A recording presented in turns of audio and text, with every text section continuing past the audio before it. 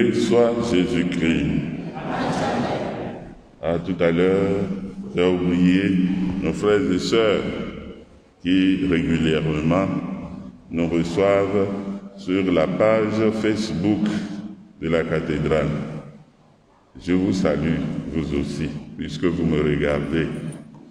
Moi aussi, je vous regarde bien droit dans les yeux et je vous dis, nos cafouillés sous Christo.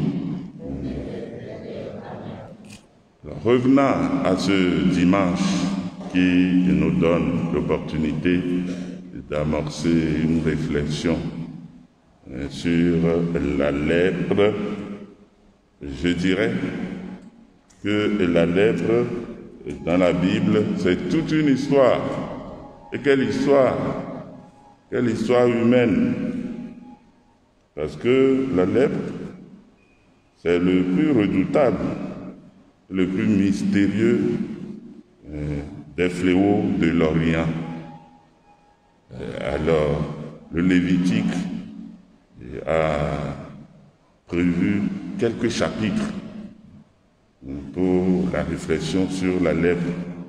Nous venons d'écouter tout à l'heure, en première lecture, une partie de ce que le Lévitique prévoit sur la lèpre. Il faut retenir que le Lévitique traite de la lèpre de la personne, la lèpre des vêtements, la purification des lépreux et de la lèpre des maisons aussi. Alors, le législateur a prévu le diagnostic, tout simplement. Pas le diagnostic pour soigner, non. Mais dès que vous êtes diagnostiqué, et ça était le rôle d'Aaron et des prêtres, de ses fils prêtres, dès que vous êtes diagnostiqué, eh bien, on vous expulse de la communauté.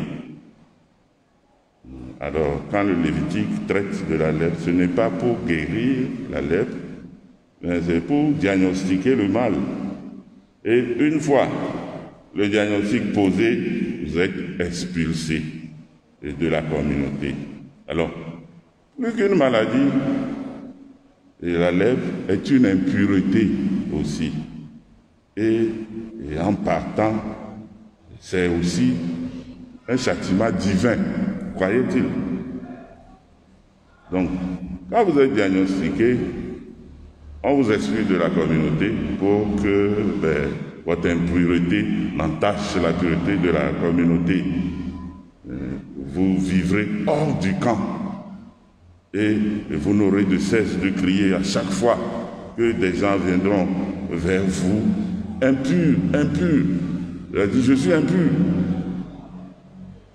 Vous allez pleurer sur votre sort comme un pleureur mort. Vous allez faire vous-même votre liturgie des morts là-bas. Pas de contact avec les autres. Autrement dit, vous êtes sacrifié. Peut-être vous mourrez même avant la date prévue pour votre mort à cause peut-être du mal moral que vous allez subir, de l'humiliation. Voilà, schématiser ce mal terrible et mystérieux qui avait frappé. Alors, avec le temps, on a adouci un peu les choses. On a admis que le lépreux puisse venir à la synagogue, mais à la condition que ce soit lui qui vienne le premier et s'installe avant les autres. Et qu'à la sortie, ce soit lui qui sorte le dernier. Il a fallu Jésus pour qu'on puisse accueillir le lépreux comme un frère aimé. Et c'est l'évangile du jour. Après avoir brossé toute l'histoire, faire cette petite plongée dans l'histoire de la lèpre dans la Bible, nous voici avec Jésus. Qu'est-ce qu'il va faire? Tous ont les yeux posés sur lui. Et puis, le lépreux a été vraiment courageux. Si tu le veux, tu peux me purifier.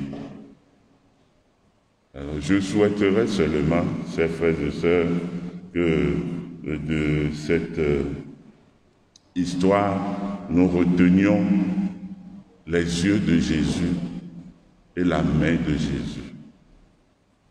Et les yeux de Jésus, eh bien, étaient miséricordieux. Alors que tous les autres posaient sur le malade un regard de recul, de dédain, etc. Jésus a eu le courage de poser sur ce malade-là un regard compatissant, un regard de pitié compatissante. Et tout le monde dans la Bible a voulu se mettre sous le regard de ce jeune maître. Souvenez-vous, ce regard aussi a ébranlé Pierre un peu. Quand le Christ l'a appelé, il a posé sur lui un regard aimant et lui a dit, toi, tu t'appelles Simon, désormais tu t'appelleras Pierre. C'est un regard fascinant, un regard doux, plein de bonté que le Christ a posé sur le malheureux et l'a guéri. Alors dans ce regard, on peut lire que rien ne peut ébranler le Christ. Rien, sauf le péché. Mais toutes sortes de maladies, rien ne peut ébranler le Christ. Et c'est pourquoi à chaque fois, il a ce regard miséricordieux. Souvenez-vous aussi du regard qu'il a posé sur la femme adultère. En somme, tout peut se trouver dans un regard.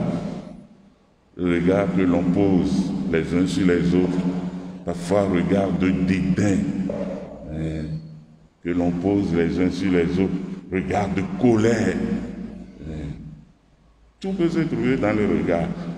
Il faut apprendre du Seigneur Jésus à poser de bons regards les uns sur les autres. Le Christ a posé son regard sur lui. Je le disais, nous allons suivre le regard du Seigneur. Nous allons suivre aussi la main de Jésus. Il a osé, Jésus. Il a osé. Il a osé dans le regard. Il a osé dans le geste aussi. Il a touché le lépreux. Alors ce contact sensible est le signe du pouvoir purificateur de Jésus. Il a purifié. C'est aussi le signe du passage mystérieux de l'esprit à la chair. C'est aussi le signe de la relation du Créateur à la créature. Ceux qui ont observé une fois la fresque de Michelangelo à la chapelle Sistine, c'est des images que nous pouvons voir partout maintenant, où on voit Dieu et qui touche du bout des doigts le doigt de l'homme, comme pour lui communiquer la vie, le souffle de la vie. Ce que Jésus a réalisé là renvoie à cette image de Michelangelo. Le Christ a osé, il a touché et il a purifié. Et c'est lui le Créateur, il redonne vie, il redonne l'innocence. Chers frères et sœurs, Jésus nous offre sa main pour nous relever, pour nous guérir, pour nous soutenir sur le chemin qui monte vers la maison du Père. Il nous offre sa main pour nous relever, pour nous guérir, pour nous soutenir sur le chemin aussi. Cela nous renvoie un peu à une petite théologie des sacrements. C'est des signes sensibles par lesquels le Christ nous communique sa vie. nous communique sa divinité. Cela nous renvoie à une petite théologie des sacrements. Cela nous renvoie nous-mêmes à la pratique des sacrements aussi. Parfois, nous sommes loin du Seigneur et nous voulons qu'il nous touche. Nous sommes loin. Il a mis des signes sensibles à travers lesquels il nous touche. Nous ne voulons pas de ces signes-là. Si nous renvoyons à une petite théologie des sacrements, moi, je renvoie à une pratique des sacrements. Et dans quelques jours, va s'ouvrir ce temps fort de l'année, le temps de carême. Que chacun revienne au Seigneur, que chacun revienne pour se mettre sous le regard du Seigneur, que chacun revienne et se fasse toucher par le Seigneur, puisque Jésus nous offre sa main pour nous relever, pour nous guérir, pour nous soutenir sur le chemin qui monte vers la maison du Père. Les yeux de Jésus, la main de Jésus. Que chacun se place sous le regard bienveillant du Seigneur et se fasse toucher. Rien ne rebute au Seigneur Jésus, même pas le péché. Il est venu, il a fait cette plongée dans la pâte humaine, c'est pour extirper de cette pâte humaine le péché. S'il est venu jusqu'à nous, c'est pour nous guérir du péché. Alors, que ce temps de carême nous serve vraiment, que chacun prenne sur lui, de se mettre sous le regard du Seigneur, de se fasse toucher par le Seigneur. Amen. Amen. Amen.